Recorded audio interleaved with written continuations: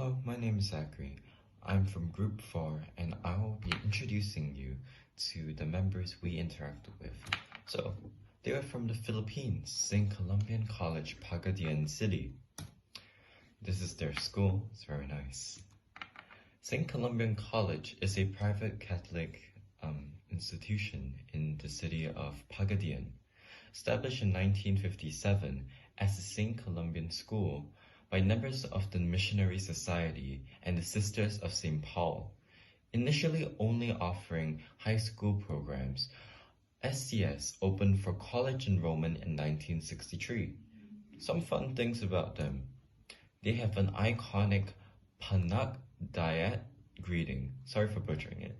It's basically like a very common greeting over there for them. It's a form of respect. They also have another month of the Philippine language where they participate and only speak to each other in their dialect and language, national language.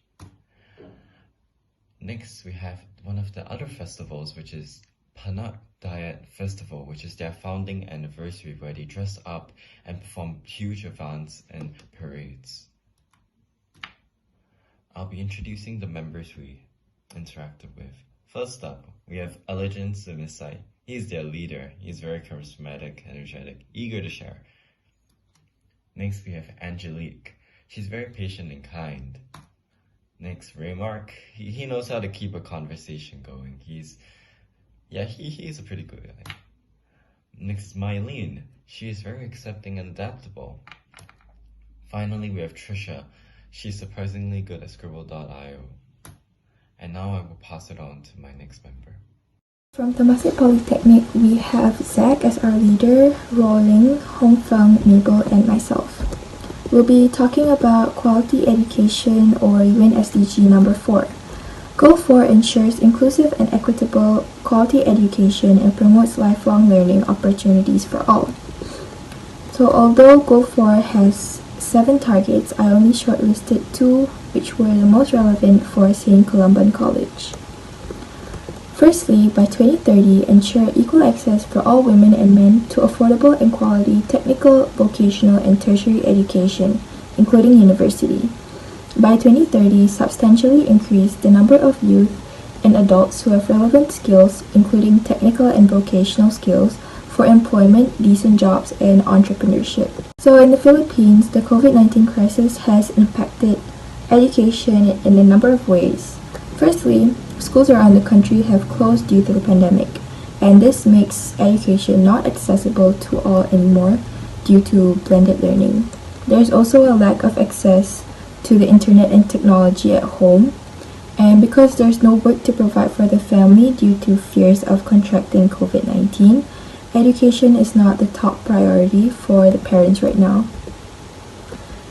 Aside from schools closing down, these schools do not want to resort to online classes because Philippines, among the ASEAN countries, has the lowest budget allocated for education.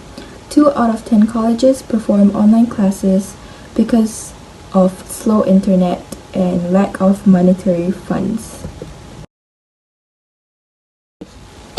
However, the government has also played their part in contributing to goal number 4.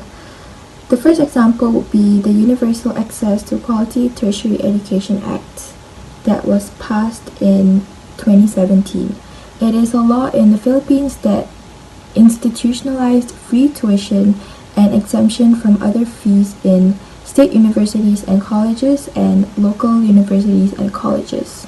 This law also foresees subsidies for private higher education institutions.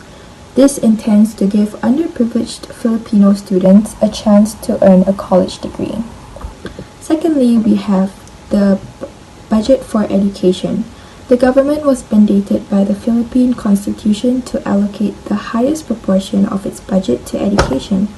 However, among the ASEAN countries, the Philippines still has one of the lowest budget allocations to education. Thank you, Athena, for presenting the issue. One solution is to send mails of reading materials. Since there's a limited budget for online classes, we could send the study materials through the mail. For example, during the chart period of 2002 to 2003, students in Singapore were mailed their homework.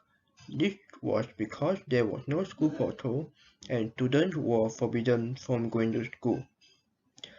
Some organizations that could help is Singapore Post.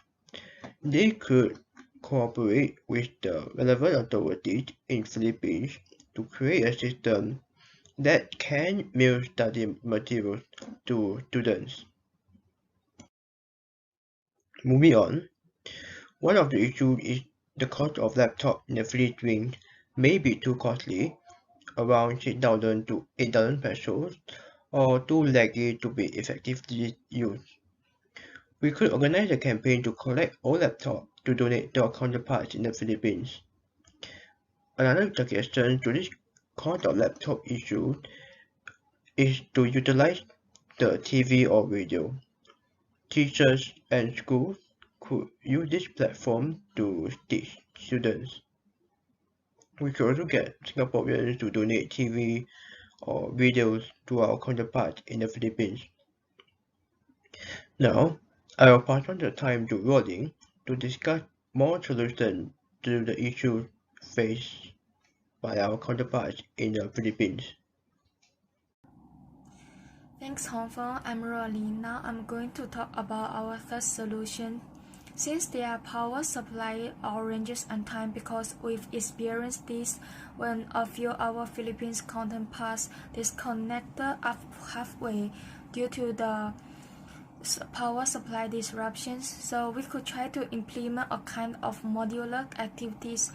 These modular activities will involve students picking up their study printers assignments in learning boxes and designated places.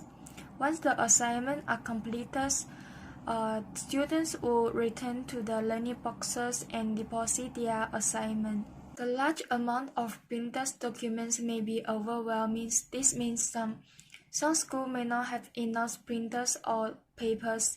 So we could ask some local printers company to donate some of their old printer to our Philippines counterparts.